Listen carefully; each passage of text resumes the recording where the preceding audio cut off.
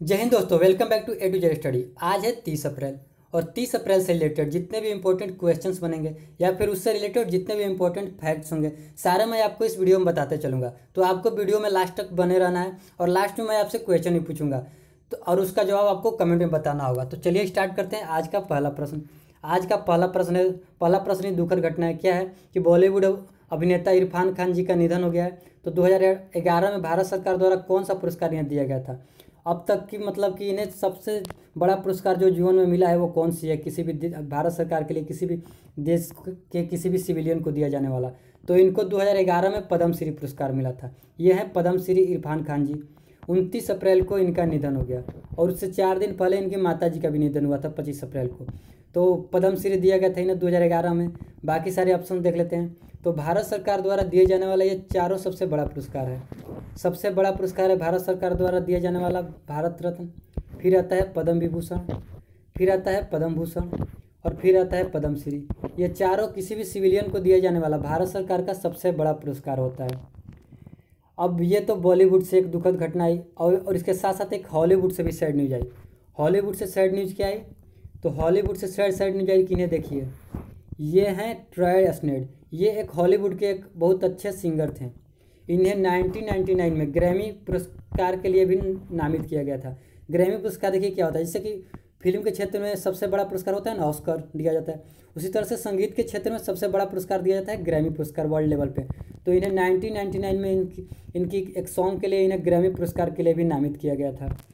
तो इनकी डेट हुई है नोवेल कोरोना वायरस की वजह से। ये नोवेल कोरोना वायरस से पीड़ित थे।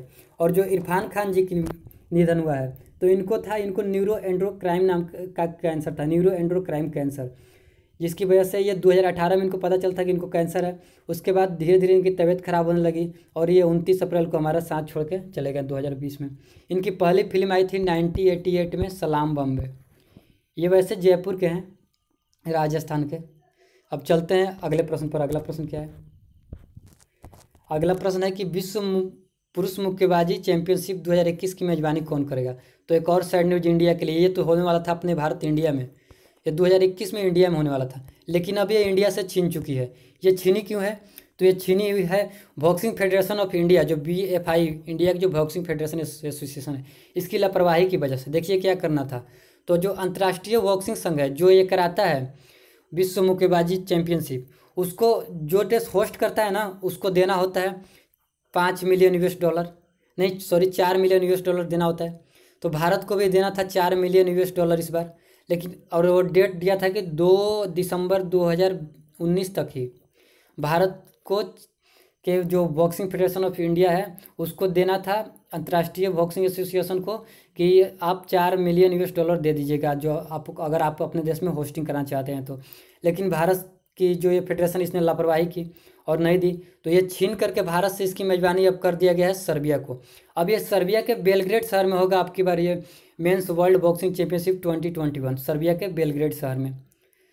अब बात यहाँ पर आती है अंतर्राष्ट्रीय मुक्केबाजी संघ की। तो उसका हेड क्वार्टर है स्विट्जरलैंड के लोजेन शहर में। स्विट्जरलैंड के लोजेन शहर में उसका हेड क्वार्टर है और इसकी स्थापना हुई थी अंतर्राष्ट्रीय बॉक्सिंग संघ की कब? 1946 में। इसके वर्तमान में अध्यक्ष हैं मोहम्मद मूसा हुसैन। अब चलते हैं अगले प्रश्न पर। अगला प्रश्न क्या है? अगला प्रश्न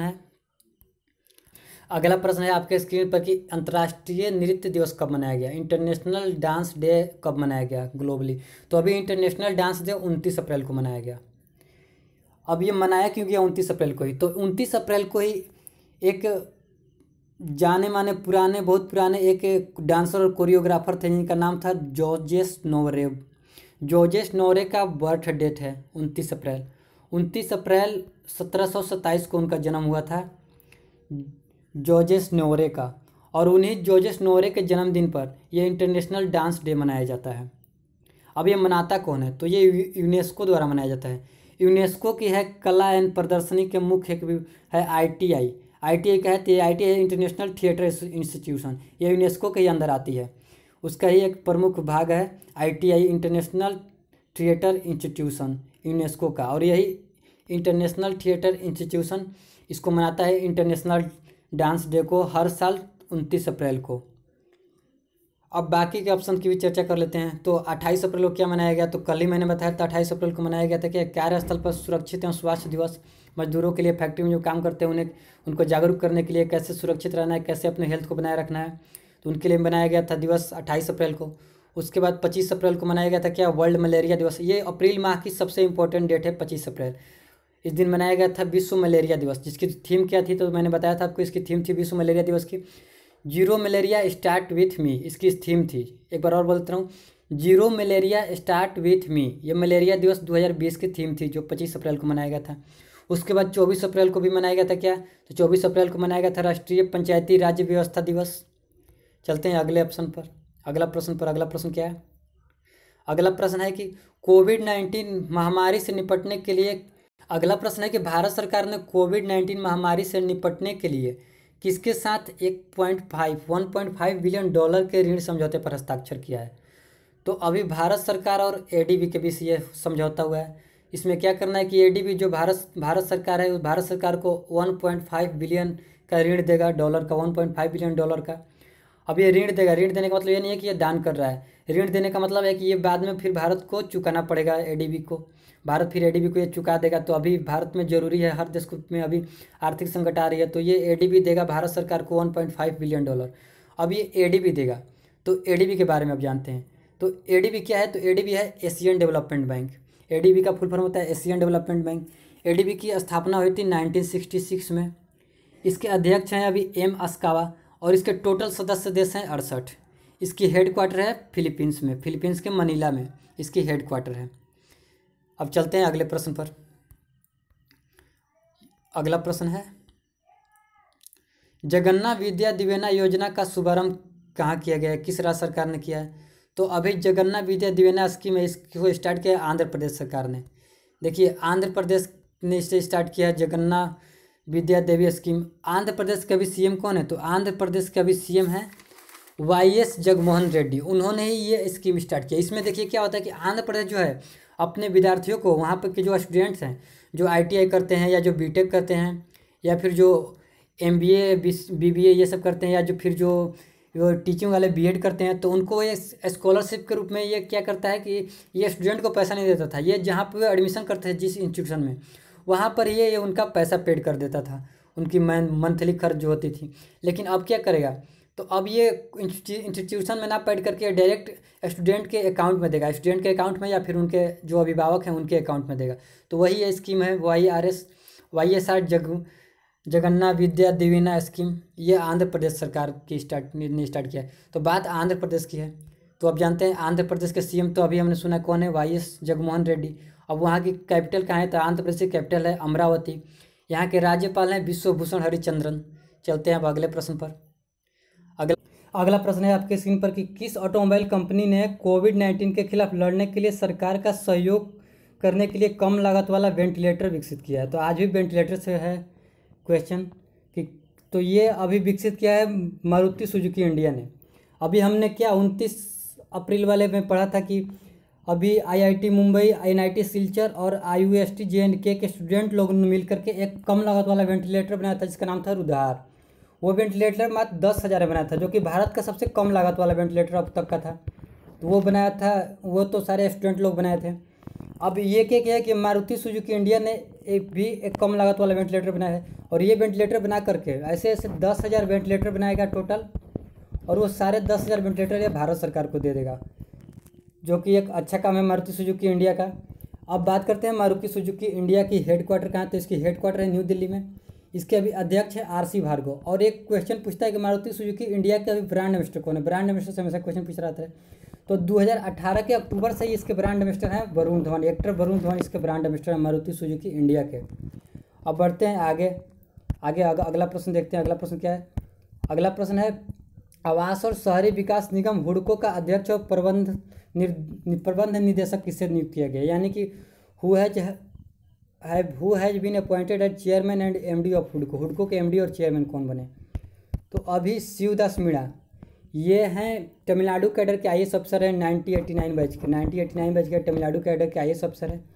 यही अभी बने हुडको के चेयरमैन और एमडी।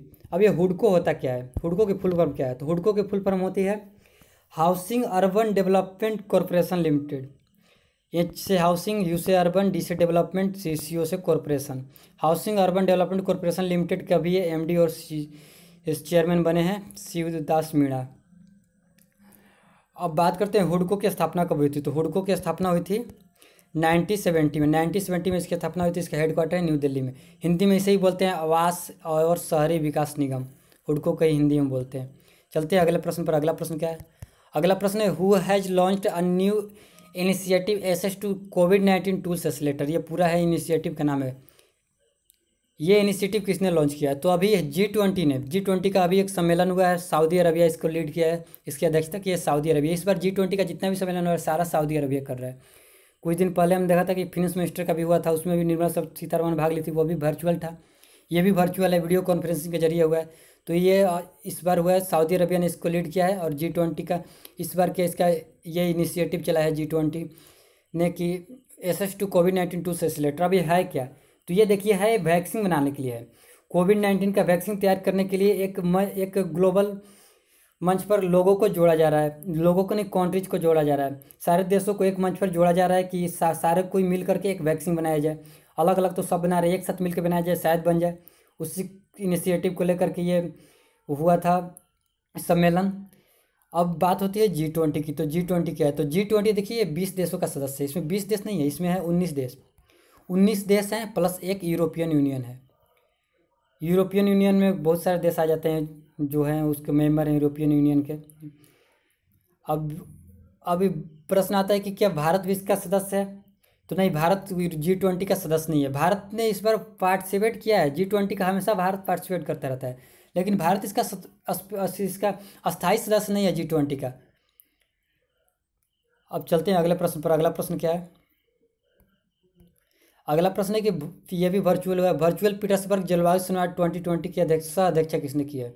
तो ये अभी वर्चुअल पीटर्सबर्ग जलवायु संवाद हुआ है, ये हुआ है जर्मनी में, और इसके को होस्ट है ब्रिटेन। ब्रिटेन और जर्मनी दोनों ने मिल करके इसको होस्ट किया है पीटर्सबर्ग जलवायु संवाद 2020 को। और इसमें भारत भी पार्टिसिपेट किया है। भारत की तरफ से भारत के पर्यावरण मंत्री जो है नितिन गडकरी जी, उन्होंने इसमें भाग लिया है। और इसका भी मेन विषय यही था, ये भी इसलिए कराया गया था। ये नाम तो है जलवायु संवाद की, जलवायु के लिए, लेकिन ये हुआ है ये भी कोविड-19 के, ये भी नोवेल कोरोना वायरस की वजह पर इस पर भी पूरा चर्चा हुआ है कि नोवेल कोरोना वायरस को कैसे उसे निपटा जाए। इसी विषय के साथ ये सम्मेलन हुआ है, वर्चुअल पीटर्सबर्ग जलवायु सम्मेलन। चलते हैं अगले प्रश्न पर। अगला प्रश्न क्या है? तो अब आता है कल का प्रश्न। कल का प्रश्न था, कल मैंने पूछा था आपसे कि किस देश ने नाबालिगों द्वारा किए गए अपराधों की मौत की सज़ा समाप्त कर दी है? तो अभी सऊदी अरबिया ने नाबालिगों के लिए मौत की सज़ा समाप्त कर दी है। इसके साथ साथ मैंने आपको कल क्या बताया था कि इसने उनके लिए 10 वर्ष से कम की सज़ा देनी है, या 10 वर्ष की, 10 वर्ष से ज़्यादा की सज़ा वहाँ के नाबालिगों को नहीं दे सकते। वहाँ के नाबालिगों को आप 20 वर्ष या उम्र कैद की सज़ा नहीं दे सकते हैं किसी भी क्राइम के लिए। ये सऊदी अरबिया, और इसके सऊदी अरबिया की कैपिटल कहाँ है? तो सऊदी अरबिया की कैपिटल है रियाद, और इसकी करेंसी थी रियाल, सऊदी रियाल। अब चलते हैं आज के प्रश्न पर। आज का प्रश्न आपके सामने है ये कमेंट में आपको बताना है कि जीवन शक्ति योजना की शुरुआत किस राज्य सरकार ने की है? विच स्टेट हैज स्टार्टेड जीवन शक्ति स्कीम? इसका जवाब आपको देना है, और जो भी आंसर होगा इसमें से उस राज्य के बारे में आप जितना जानते होंगे उतना आप लिखिएगा। उसके कैपिटल लिखिएगा अगर जानते होंगे तो, उसके सीएम कौन है, उसके गवर्नर कौन है, या फिर उसको वहाँ के इंपॉर्टेंट पार्क कौन कौन से है, ये सारे आपको लिखना होगा। इसके लिए आप गूगल की हेल्प भी ले सकते हैं। आप जितना चाहे उतना लिख सकते हैं उस राज्य के बारे में जो इसका आंसर होगा। लिखने से क्या होगा कि आपकी एक हैबिट बनेगी, और आप सर्च करेंगे तो आप उसके बारे में और भी जानेंगे। और जो बात आप लिख देते हैं वो फिर आप तो भूल नहीं सकते हैं, इतना तो आप मान लीजिए। तो इसी के साथ आप वीडियो को एंड करते हैं। और इससे पहले मैं आपको बता दूं कि कल का जवाब जो ये था, कल का प्रश्न था, इसका जिन जिन लोगों ने सही जवाब दिया था उनका मैं एक बार नाम ले लेता हूँ। तो वो थे अनूप, शुभम, हेमंत, ऋतिक, दीपक, रजनीश, गौरव, मनदीप, आकाश, विनोद, दीपेंद्र, प्रदीप, रंजन, दीपक, समीर, अजय, रंजन, राहुल, विक्की, मयंक, आलोक। इन सारे लोगों ने कल के प्रश्न का सही आंसर दिया था सऊदी अरबिया। अब आज के प्रश्न का भी आप आंसर दीजिएगा कमेंट में, उसके बाद अगले सेक्शन में आपका भी नाम आएगा। तो चलिए वीडियो को एंड करते हैं। और अगर आपके पास कोई स्टडी रिलेटेड ग्रुप होगा, व्हाट्सएप ग्रुप, फेसबुक ग्रुप, या कोई भी, तो वहाँ पर भी इस वीडियो को शेयर कर दीजिएगा। और कुछ स्टूडेंट पूछ रहे थे कि सर क्या मैं एयरफोर्स की तैयारी करता हूँ तो ये मेरे लिए है? तो अरे भाई ये सबके लिए है।